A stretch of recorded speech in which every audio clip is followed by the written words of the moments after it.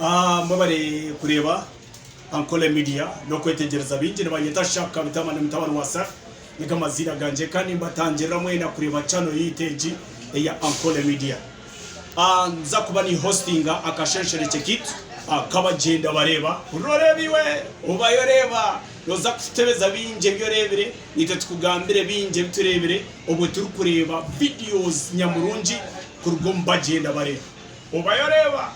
gunurorebiwe tuza kuba turebe ebirachisesye bekachemeza kasharaho stress o program muza kuba tutayisa abeshongozi abakozera amazina naba bataka kozera amazina tuyicirre ubwire bona tuza kuba tutayisa kandi tugarakatayisa business communities abashubuzi ranganwa abakozera amazina naba bariyo barugayo tutayisa na politicians umbotongora bibyo butegetsi nabo tuza kuba tuganira nabo binji obayoreba gunurorebe uriwe nibanyita shaka bitama subscribing liking a video ji sharing a video ji nobasa kutera simibyo mushubuzi ganira honito sharing